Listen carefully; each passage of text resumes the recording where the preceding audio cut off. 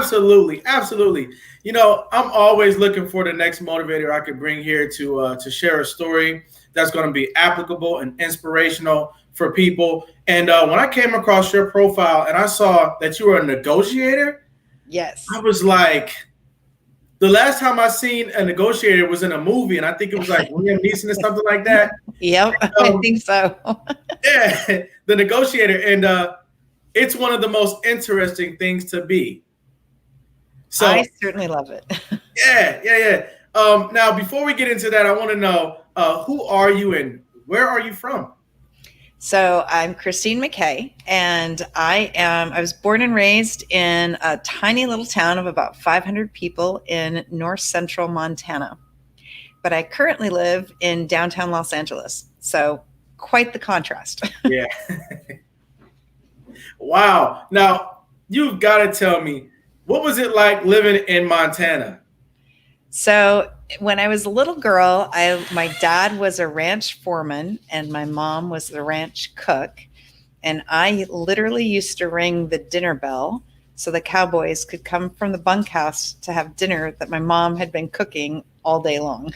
Wow. So it was kind of idyllic when I was little, living on the ranch. And my brother and I would go horseback riding and we could play and go pretty much anywhere whenever we wanted to. And it was a lot of freedom. And it was interesting because freedom that we enjoy as a child doesn't always stay that way or feel that way as we get older. Right. And so when my dad decided he didn't want to keep working for that boss, we moved into town, and so that kind of changed things dramatically for us. So, Okay. Now, when you say moving into town, where were you still in Montana? oh yeah, so the town is the 500 people, 550. Right. We were in the country, and we lived on a lot of acreage, and but town was this, and it still is this small place. Actually, the one of the claims to fame of my hometown, which is Big Sandy, Montana, is that one of the senators from the state of Montana is from my hometown. But the bigger claim to fame, and maybe something that some of your listeners will appreciate, is that the bass guitarist and co-founder of Pearl Jam is from my hometown. Wow. You Yes. know, I was having a conversation in a barbershop just yesterday, and I was asked if you could listen to one musical artist for the rest of your life, who would it be? And one of the gentlemen in the barbershop, he chose Pearl Jam. Oh, that's awesome. Yeah. So, I've got to ask you now, if you could choose one artist that you listen to for the rest of your life, who would it be? I'm definitely showing my age. It would be Depeche Mode. Wow. Yeah, Depeche Mode? Depeche Mode. Yes. What kind of music do they make? So I suppose, well, it was the 80s. Okay. And so it kind of indie music, I guess. Okay. Yeah, they're still around. They've been around for a long, long time. So Wow. they're still playing music. So from the 1980s and even the 90s, they are a fairly well-known band, but not somebody that many of your listeners would probably have heard of. Wow. I mean, do they have any hits that I might know? Personal Jesus. Okay. You would, if you heard it, you would know it. Right. Try walking in my shoes. Yeah, they have quite a few actually. Okay. All right. Yeah. And I've also heard about the phenomenal living that there is out there in Montana. They say you've got nice, huge, huge homes out there too. Yeah, you can. I mean, it's a like any place, whether you're in the city or whether you're in a country, right? Mhm. It's a world of contrasts. So Mhm. there are people who have, big homes and a lot of land, and then there are people who have no land and small homes and who are poor, and it's Right. so it varies. It's just, and Yeah. so it's like everywhere else, but you have a lot of space. It is called the Big Sky Country for a Right. reason. It is a lot of space. There are fewer than 1 million people that live in the entire state, and it's the fourth largest state in the United States. So So, how did that impact your school life? Did you know everybody? Oh, yes. I graduated essentially with the same 20 kids I started kindergarten with. We had a Wow. couple of additions and subtractions. Okay. Um, it was hard. The so kind of from my perspective, and I think my brother would echo this too, people's value was determined based on how much land you owned. That's how we Okay. felt. And we didn't own any, so we didn't have any value. Mm-hmm. And so we were both bullied quite a bit, and ruthlessly so. And and so it was a hard place. It was a hard place to grow up. As a matter of fact, my brother and I recently had a conversation about how angry when we were in school, especially in middle school and high school, how angry we were that our parents wouldn't move, because it was such a hostile environment for us to grow up in. It was really hard, and it wasn't hard for everybody, but it was hard for some other people too. So Now, did that primarily stem from you all not owning land?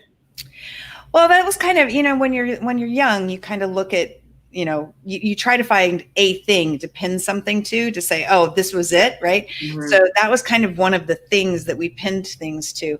I mean, for me personally, not speaking about my brother, but for me, as I got older, I looked back at myself in high school or as I was growing up, and I'm like, yeah, I kind of get why kids didn't like me too much. I was always pretty confident in what I wanted, and I pretty much made sure that I got anything that I wanted. Like when we had an issue with two of our teachers in high school, our math teachers, who were also, so one of the things about growing up in a school that small is you don't have a lot of variety in what you can study in school.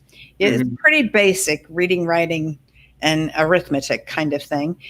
And so we had these two teachers.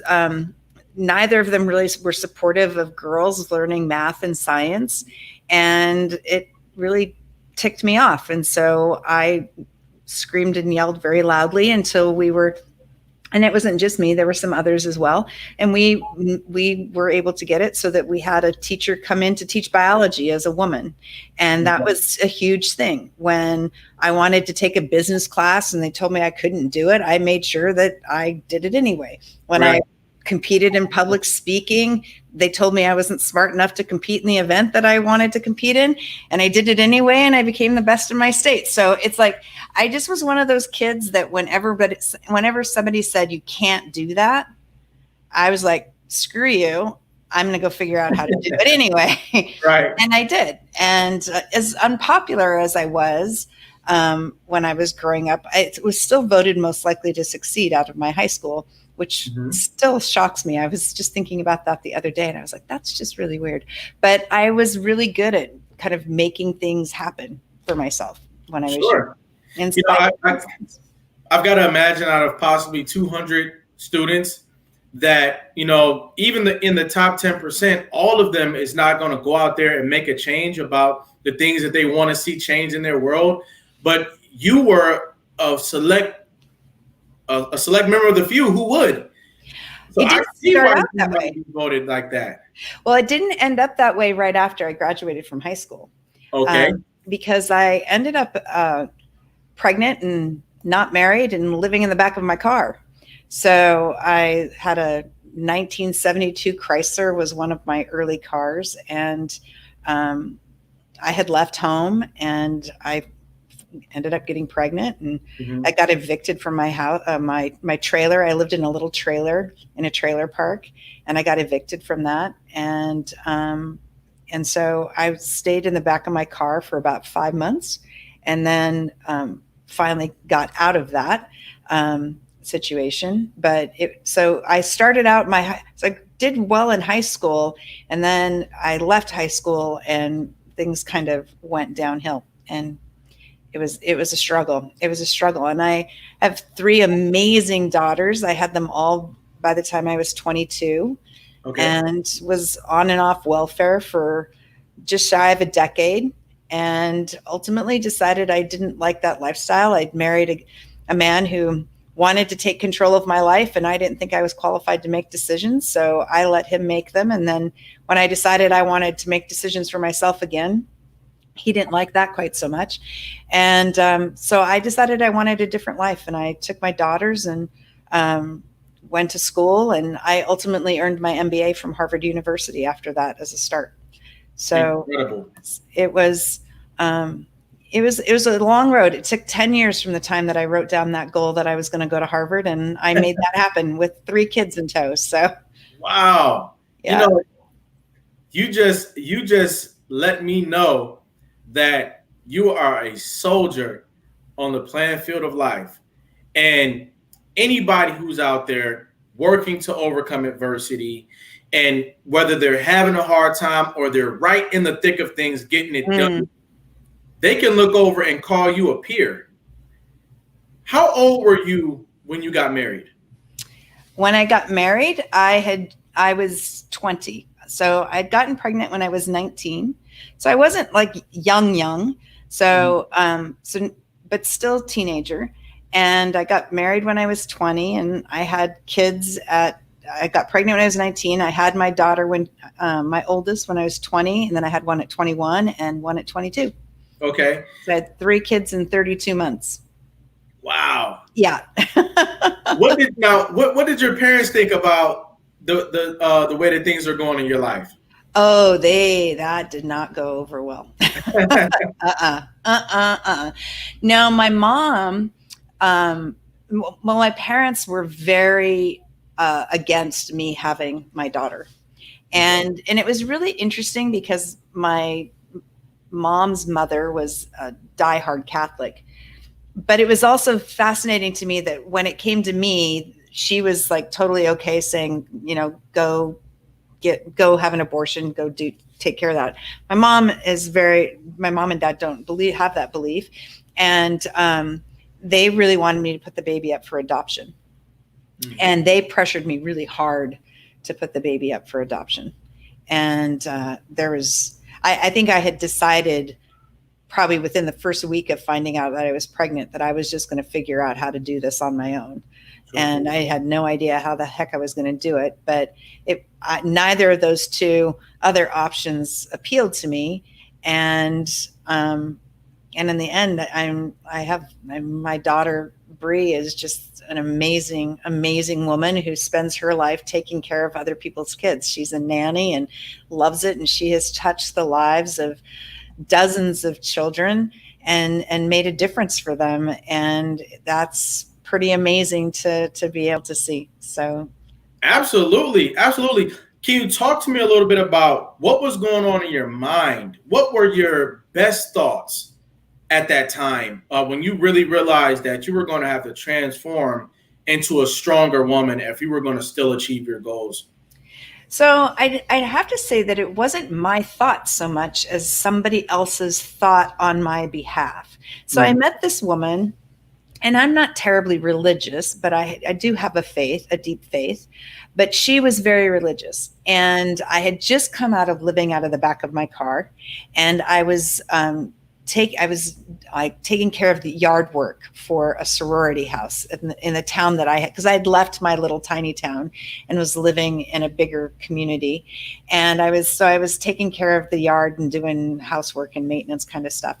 And she took a piece of paper and she challenged me. She's like, if you draw a picture of God and put it in the center, and then you write 4 things on that piece of paper, kind of top, bottom, left and right, that you want to pray to God for, what would they be? And the only thing I remember on that list was that I was going to go to Harvard. And I remember going to the welfare office for the first time. And they asked me, what I was going to do. And I had gotten a job working at McDonald's. I remember I'd actually lost a lot of weight in my pregnancy. At the beginning of my pregnancy, it was actually very dangerous. I'd lost like almost 25 pounds in my first 2 trimesters. Wow. And because I couldn't eat, I was like eating a can of soup a day. That was all I could afford. And I had too much pride to go on welfare at the time. And I didn't have an address. And so you can't get on welfare at the time you couldn't do if you didn't have an address, you were kind of Wow. Okay. Mhm. So, so I remember going to the welfare office for the first time, and somebody asked me what I was going to do, and I said I was going to go to Harvard, and they just laughed at me. They Yeah. just laughed, but I told everyone that I was going to go to Harvard, Mhm. and I, because of her word and her faith in me, um, and her name was Roxanne Yukin, and she's sadly no longer with us. But she saved my life. She saved my daughter's life, and she changed my life. She allowed me to, she saw something in me that I didn't see in myself. And the way that she put a mirror up so I could see the good in me was pretty amazing. And, I would never, I don't know that I would have gone to Harvard um, after being in that experience, and certainly not after having two more kids in rapid succession. Mhm. And so it was, yeah, she was, and so wasn't so much what I told myself first, somebody else told me, and I had to be open to hearing the Mhm. good that was in me and to having somebody show that to me. And I had Wow. to be willing to see that. Absolutely. Absolutely. Did you have any other supports from your biological family? Were there any other relatives who were looking for you and trying to encourage you? No, not I didn't feel that they were. Mhm. My brother was going through some struggles at the time. My parents were going through struggles. It was a really rough, it was actually a pretty rough period for Mhm. our family. And I don't know that our family, our nuclear unit ever really recovered from it, to be totally honest. But so there wasn't really, which was part of why when I met this guy and he quickly decided to, that to ask me to marry him, and why I quickly decided yes, because I really didn't feel that I had a support system around me. And at least being married to this man was a way for me not to be completely alone in the process. Or so I thought. So before we move on to the next segment, I want to know, do you have any advice that you would give to a young woman who's growing up right now, right in the middle of America, if not somewhere out west or out east or down south, and there's not very much going on in the town, and her story is kind of like yours? Mhm. Would you give any advice to a 15-year-old right now? Yes, use the power of social media to find women like me and organizations to support you. The number one thing you need to do, or that I hope, that I pray that you learn to do, is ask for help. Okay. Whether it's just somebody to talk to, somebody's shoulder to cry on. I mean, heck, I used to get groceries at the food bank. People would just drop groceries off at my house. I just, being willing to ask for help. And it's hard because we're taught to, you know, have pride. And so having to receive something, I actually often, because of the situation that I was in, I often have said to people that you really can't truly know what it is to give until you have been forced to receive. Hmm. Because the humility, the not even the humility, and it's frustrating and embarrassing and angering, and it just is so demoralizing to have to be in a position where you have to have somebody help you in that way to survive Hmm. and to get through something like that. Right. But kind of, and so once you kind of can let go of that, and you can start to ask for more of what you need, and more of what you want, then you'll be in a much better position. Wow. And then you also, through that experience of service, you begin to develop character, like real authentic character. And Mm-hmm. so, later on in life, when you're at the poker table of life, so to speak, it's harder for people to call your bluff because you're actually tough. It's definitely, I mean, I've seen a lot of life. I've seen a lot of people. After I graduated from business school, I got to work with a lot of Fortune 500 companies. And I've been fortunate enough to work in almost 53 countries. Wow. And well, not almost, actually in 53 countries. And, and so I've seen a lot of culture. I've seen a lot about people. And I was recently was filling out something for somebody, and they said, they asked this, they were doing a kind of like a spotlight thing on me for a club I'm in. And they asked me, what gives you hope? Okay. And without even thinking of it, my response was humanity. Wow. Okay. Humanity gives me hope. Just people are people everywhere. We all want the same things. We want to be loved. We want to love. We want to contribute. We want to see, we want roof over our head. We want shelter. We want food. But at the core, at our basic needs, we all are the same.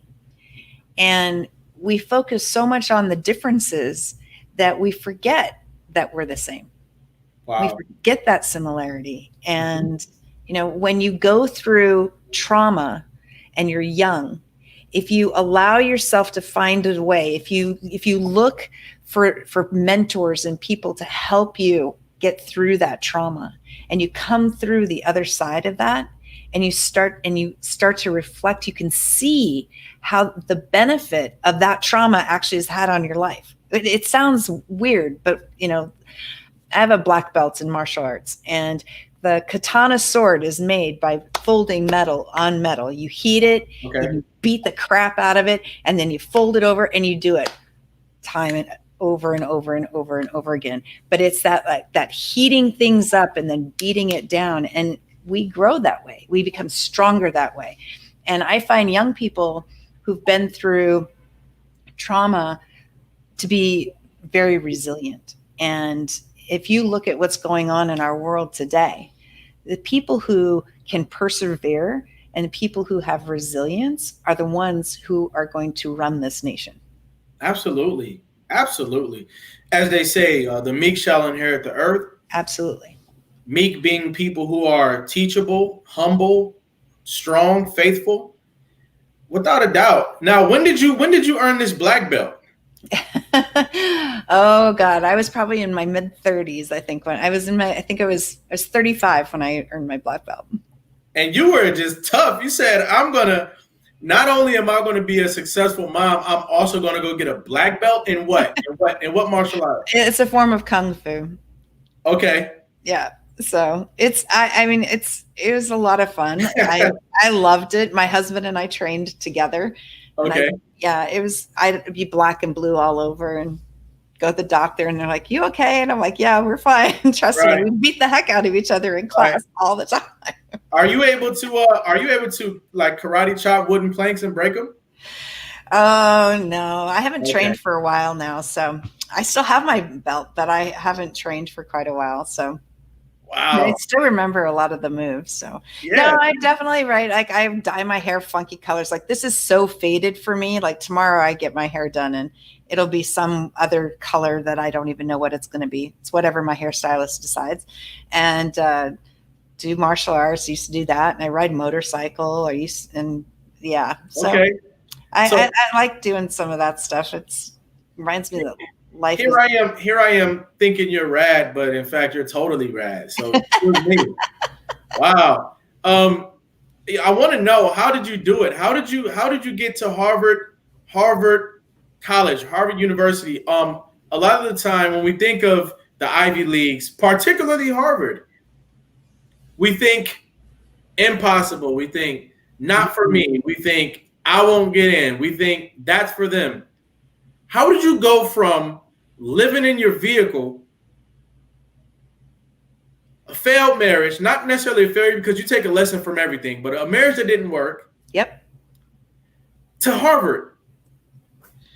So there's this father-son team called Dick and Rick Hoyt out of Massachusetts. And I can't remember which one's the dad and which one's the son, but the dad was a runner and his son has spastic cerebral palsy and decided one day that he wanted to run the Boston Marathon. And so his dad created a cart so that he could push his son and run the Boston Marathon. And for years and years and years, the Boston Marathon would not give the dad a number, so he couldn't be an official runner in the marathon. Mhm. And eventually he did. And then his son decided that he wanted to do a triathlon. So you can find Rick and Dick Hoyt on Google and see all sorts of stuff, but he would strap a dinghy to his back and swim in the ocean, pulling his adult son in the dinghy. He'd then ride with him in a basket in the front seat, in front of the bike, and then he'd push him in the marathon part of the triathlon. And he did that so that when he crossed the line, his son was always there first. Wow. And somebody asked him once, they have a book called, I think it's called Over the Mountain. And they ask the dad often, how did you do it? And my answer is the same as his. I don't know. I just did it. I hit a point where I believed it was possible. And it took me a long time to get to that point. But the moment I decided that it was possible, it was really possible, because something had changed in my mind and I believed in myself. I believed I could do it. And again, I had people who told me.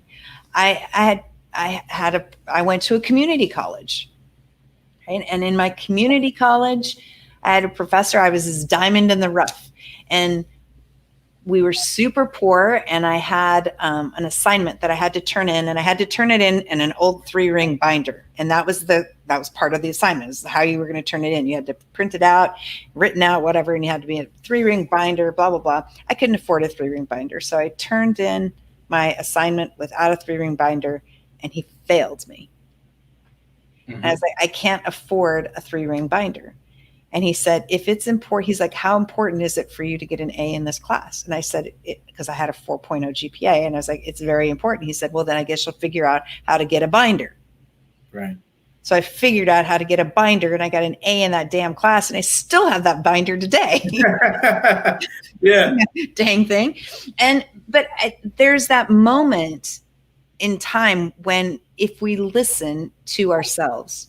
So one of the things I think that's hard when you're young, certainly was for me, and of course I had 3 little kids running around, but I think when it's hard for anybody, but especially when you're young, there's times when it's just hard to quiet your mind and let your mind talk to you, because our minds get in the way. Mm. Our brain is wired. We are hardwired to play things safe. Okay. Our brain is all about protecting us, right? It's all about telling us, what to do to stay safe, right? So then when we get these big thoughts and these big ideas, and we, and then we've got people who are afraid but well-meaning for us, our parents, or somebody, some person in our life who is important to us. It could be a pastor or a teacher or anything, and they're like, don't do that, that's not going to have a lot of success at it, don't follow that, go study this, go do this, this play it safe thing. And you see adults doing this all the time, right? That's why there are so many people who are miserable in their jobs, because they're playing it safe, because their brain is playing it safe. And so when you get a moment of clarity, when you quiet your mind and you start listening to kind of this different part of your brain and that safety things, you start to kind of override it, and you go, oh, that is possible. I can do that. And then you start surrounding yourself with people who reinforce that. You can do this. Of course you can do this. This is absolutely doable. Of course you can do it.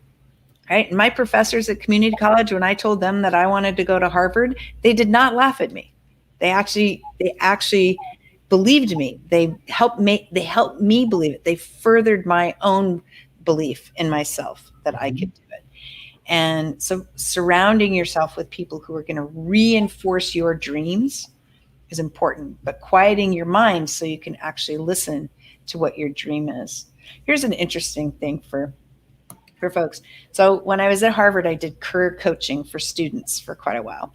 And I worked with these amazing guys who ran the career program at Harvard Business School. And they told me something that I will never forget, that I tell every young person I ever meet. No matter how much the adults in your life love you and care about you, you still know best what you love to do. That's By the right. time we're 16 years old, we know what we love to do, what gets you through high school, what gets you up in the morning. Those things are going to matter to you for the rest of your life. I'm starting my own podcast, my own show. And the thing that I loved doing when I was in high school is public speaking and radio. Right? Right. Okay. Yeah. Right. So I'm just getting that thing going. And Yeah. don't wait. And you're great for it too. Don't wait 40 some years to do it. Right. Do it sooner rather than later. But at the age of 16, you know what you love to do. You just don't have the right language necessarily because you don't have the experience, and neither do most of the adults around you. That is key. Find the adults who have experience doing what you love and start meeting them. Connect up with them on social media. Give them a shout out. You never know. It's not like you have the connection now, so you can try to get the connection. And if you don't have the connection tomorrow, so what? Nothing's happened. But what happens if they respond and they say yes because you asked? Right. What you're saying is so key. Ladies and gentlemen, we're dealing with a titan here today. I want you guys to stay tuned for the second segment here with Christine McKay.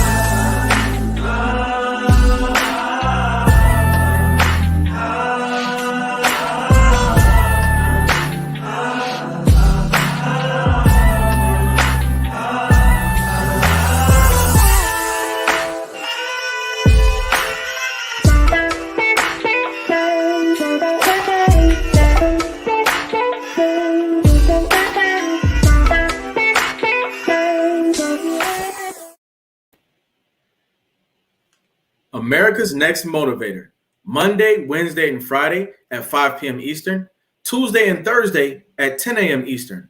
America's Next Motivator, hosted by me, Cedric Riley, and sponsored by the Pride Empowerment Network.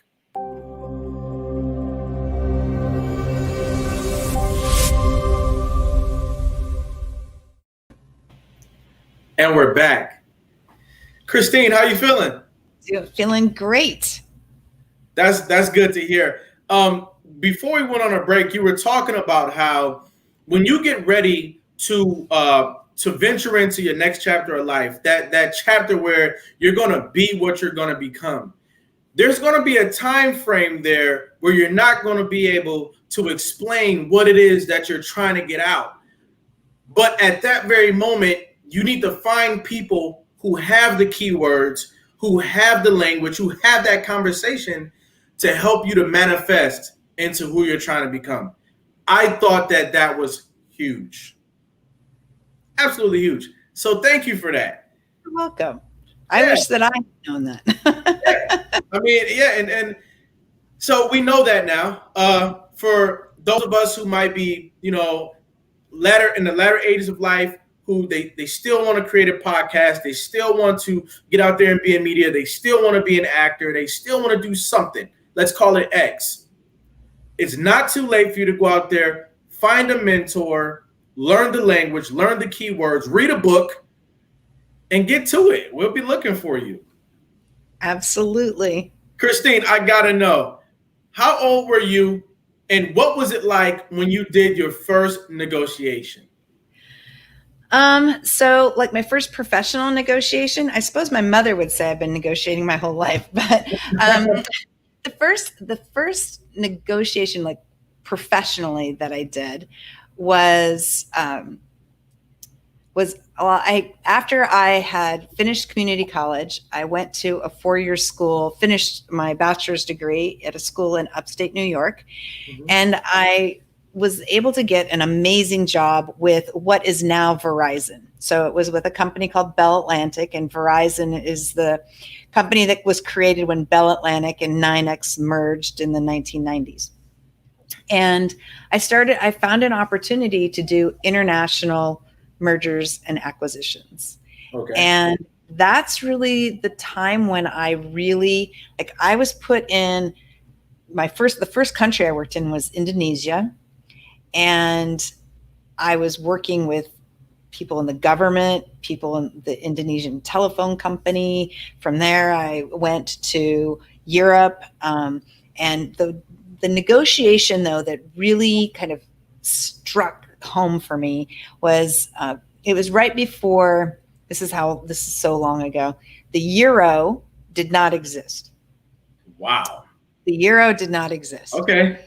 So every country had its own currency, and every country had state-owned companies, like their phone companies, their airlines were state-owned. I mean, they just had a lot of state-owned companies.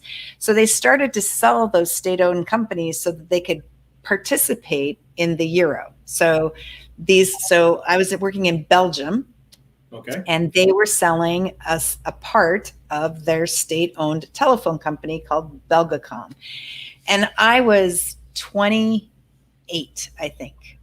Okay. So I was 28, and I remember sitting in the room, and my COO, my chief operating officer, was sitting next to me, and I had coached him through the negotiation. So we had a minister of finance, minister of telecommunication, the senior executives from Belgacom across the table. And my COO says exactly the things that I told him not to say. And I remember kicking him under the table. Do not do that. I do not recommend doing that. Right. Do not kick your boss under the table to make a point. But I did. I kicked him under the table. And it was then that I knew that there was something, that I could see things from a different perspective, that I could see. I knew that by saying the things that he was saying, that I had told him not to say, I had anticipated what the reaction was going to be on the other side. And I was right in that. And it was the first time that I recognized that I had this ability to kind of, well, somebody just described it as, I can hear the words that are coming out of somebody's mouth when they're speaking, and I can listen to the words they're saying, but I also hear the words that are going on in their head, that they're telegraphing through nonverbal communication. Mm-hmm. And the tone of their voice. And I'm really good at that. And so it was then that I realized how much that negotiation was a thing. And then I just kept making it part of my career. It became something I did in every job I had, in every project I worked on.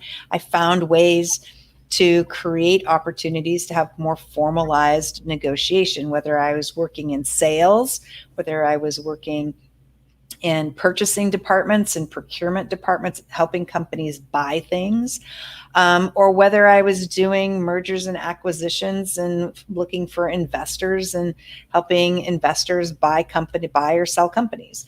And so that's why I decided to make a business out of it and do that for a living. And, I think that's phenomenal, because I have a similar feature myself. And when I listen to people, I connect dots. Mm-hmm. And so when you were talking earlier about how you had to listen to that internal voice, and it was the internal voice that was encouraging you when you were really facing a tough time. And then fast forward, you got so good at listening to your inner voice that when somebody else is talking to you, I mean, you're listening to their inner voice. And so you're doing what like probably 70% of people on earth need to do, but they don't do. So talk about the value of being able to listen to that inner voice. What are we missing out, the rest of us? What are we missing out on? You mean when I listen to my own inner voice or somebody else's? Both. I think that the types of people who can't hear anybody else's inner voice are also probably the types of people who can't listen to their own inner voice. Yeah, it's so I define it the way that I describe it from a negotiation perspective is the difference between haggling for something and negotiating for something. Okay. So haggling is a zero sum game. Somebody wins and somebody loses when you haggle. Okay. And that's just kind of so I met somebody who was super excited to tell me that he had gone out to pizza with some of his buddies. And he's like, yeah, I negotiated with the pizza guy to get my price down. I was like, that is not a negotiation. That is a haggle. That is not a Wow. negotiation. What benefit was there to that was a lose for the pizza owner, the pizza shop owner, right? There Right. was nothing he was going to win. He lost money on that sale. He didn't make his margin on that sale because this guy haggled it, right? So that's not a negotiation. That's a zero sum game. Okay. So when we don't listen to our own voice in our own head, I always say that in negotiation, if you don't believe something and ask for it, you're not going to get it. And if you ask and if you don't believe enough to ask, so you just don't ask, you're not going to get what you want in life. And if you ask but you don't believe that you deserve what you're asking for, you're not going to get it either. Hmm. So if we have this internal dialogue that is the what ifs, or I assume this, or I want this, but I don't think I'm going to get this, so I should ask for something less because I don't want to seem this negative thing, or this, I don't want to be greedy, I don't want to be this, I don't want to be whatever the negative thing is that we're putting in our heads. If we don't deal with that internal dialogue, then you're never going to be successful in negotiating, because you have to be confident that you deserve what you're asking for. And you do that by being prepared and having a sense of what the other side also needs in order to be successful, which is why you have to start listening to what people are saying, but not with the words that they're using. That they're so UCLA did a study, and 93% of communication is through tone and nonverbals. Hmm. Only 7% of communication is with the words that come out of our mouth. So if you're only paying attention to the 7%, you miss 93% of what somebody is trying to tell you, Hmm. right? And so you've got to start to listen to that because if you don't listen for that, then you lose the opportunity to create value for you and for the person that you're working with. Hmm. Um, I obviously read a lot. So there's this huge study out of Copenhagen about how much in a negotiation, let's say you're negotiating for something that's 100, we'll say it's 100% of something. Okay. Reality, the value of that 100 is probably 142, but that no party in the negotiation is actually looking for the 42%. And my view is that we ignore and we miss that 42% value because we're only listening to 7% of the conversation. Right. And even then, we're not even listening to 7% because what a lot of people do, like I'll do an exercise. So I encourage everyone to do this exercise at Okay. home. Come up with an open-ended question. So an open-ended is something that cannot be answered with yes and no. Okay. So come up with an open-ended question. Take your phone and set your timer for 30 seconds. Ask a group of people that one open-ended question, and then hit your timer. And you cannot say a word for 30 seconds. Okay. 30 seconds. Can we try this? Sure. Let's try it. All right. Tell me what to do. So why don't you ask me a question, an open-ended question? Okay. Where do you see yourself in 3 years?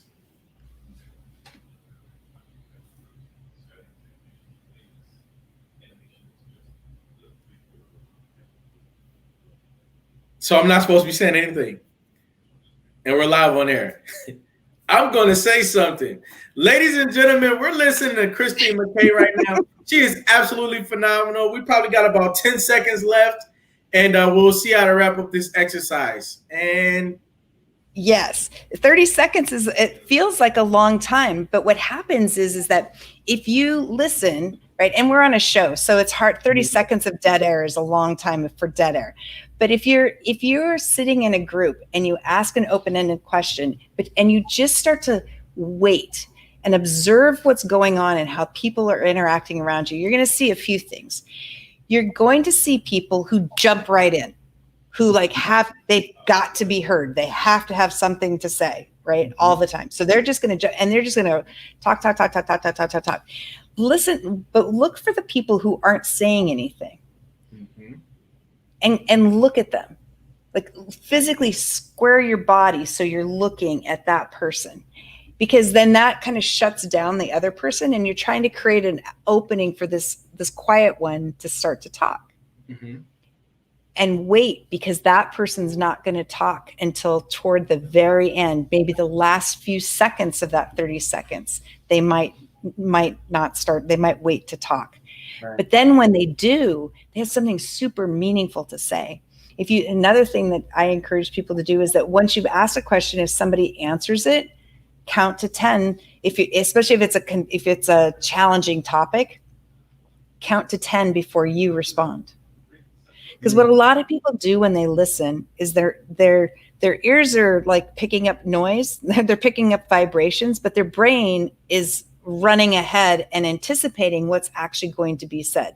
Have you ever been in a situation where you've started to ask a question and the person who you're asking it to kind of tries to finish the question?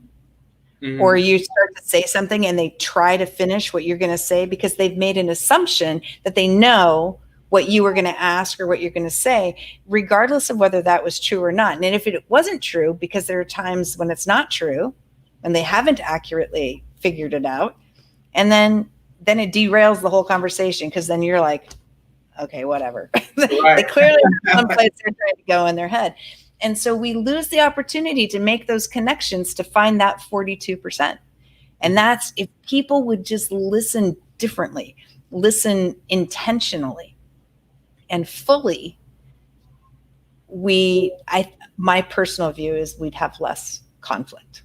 We'd be able to resolve things and live, because when you're negotiating, you have to negotiate with a mindset of abundance versus scarcity. And what a lot of the haggling thing is about scarcity. That's a scarcity mindset that's going into that negotiation.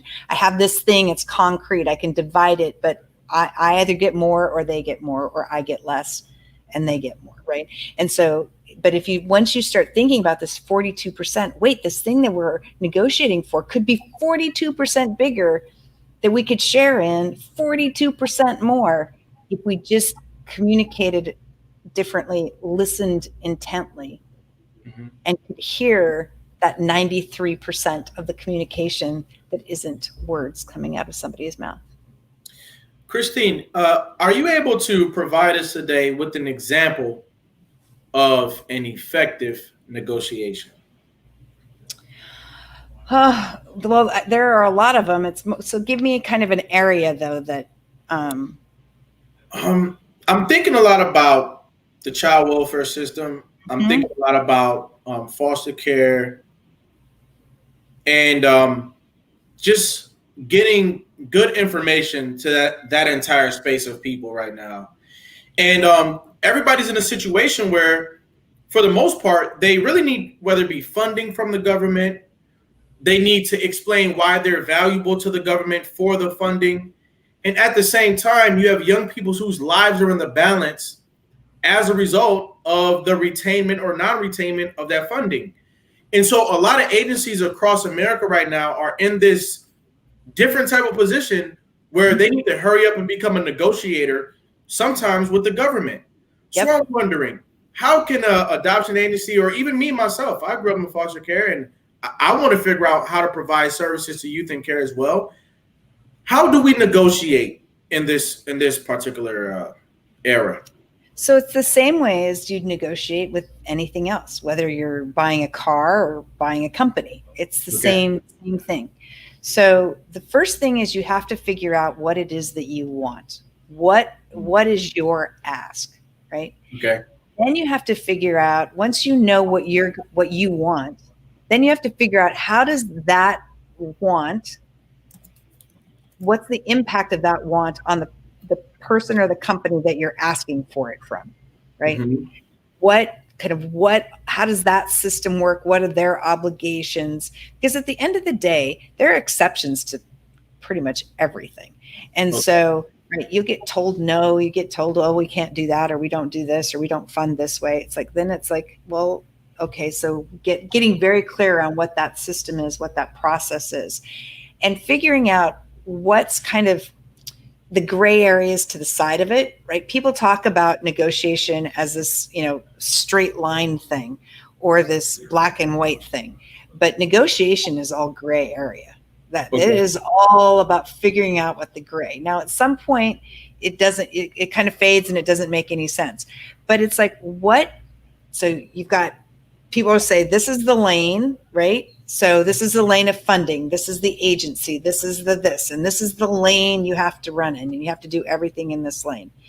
But there's some stuff on the outside of that just kind of, whether it's specific to different nationalities, whether it's specific to native peoples, whether it's specific to race, whether it's specific to religion or gender identification, or any of these, there's all this gray area to figure out how to kind of layer things on to create a more definitive argument for what it is that you're asking for, Hmm. and having a plan. So like I teach people programs on how to negotiate, and in Okay. that we actually talk about how do you create your negotiation strategy? How do you analyze the situation, your situation and your counterpart's situation, in order to figure out what is the lane and what's the gray area, so that we can figure out how to create that 42%. Now, Hmm. sometimes with the government, it's hard because they can be so rigid at times, and can also be very short-sighted. And so it can be hard. That's why it's important to have advocates who can work that system, and it's a very complex system. So having advocates who can help you navigate that system. Again, it goes back to what I talked about very early, which is asking. You've got to ask for support in that, because you're not likely to be able to go navigate that effectively on your own. And Right. so learning from other people's mistakes, and finding, like in your case, other nonprofit organizations that work with children, not necessarily foster kids, but work with kids in another capacity. How do they work? What are some of the other organizations that kind of you can align with, that are not necessarily doing exactly what you're doing, but are doing something similar? And what lessons can you learn from those similarities? Mhm. That's also huge. That can be hugely important. Okay. What's the difference between a negotiator and a lawyer? uh, I love that you asked that question so much. You have no idea. So one of the things is that a lot of people think they hear the word negotiate, and they think lawyer, and they think that a lawyer is the only one who can negotiate. But you negotiate, and everyone on this call negotiates every single day of your life. You have been negotiating from the time you took your first breath and started screaming that you wanted something because you were hungry, or you had a wet diaper, or you weren't getting something that you wanted. And then you escalated it. And then you started throwing temper tantrums. And then at some point you start hearing no. And then we kind of quit negotiating. So we've kind of created this thing that says that attorneys are the only ones who are supposed to negotiate. But that's completely not true. In fact, in companies, even, I just read this statistic. I think it was something like 70 some odd percent of people who negotiate in corporations are not attorneys. Right. So attorneys know law. That's what they're good at. That's what they're trained to do. But that doesn't mean that they're good at understanding trade-offs and figuring out how to create more value, and getting and they're also really good at fighting for their client. That doesn't mean that they're creating bigger pieces of pie. So while there are good negotiators who happen to be attorneys, there are a lot of really bad negotiators who happen to be attorneys. But there are a lot of business people who are amazing negotiators, and then there are a lot of those same business people who turn over a negotiation to an attorney. And as a young person, young people are really good at negotiating. You're really good at it.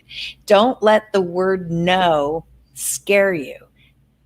Take the word no and go, okay, no, not that way. No, not at this time. That means no. It could be a yes if I did it a different way. Right. It could be yes if it was at a different time. It could be yes if it was, it's like, think about, no is just one door closing and a bunch of other doors opening up for you. Mm-hmm. Christine,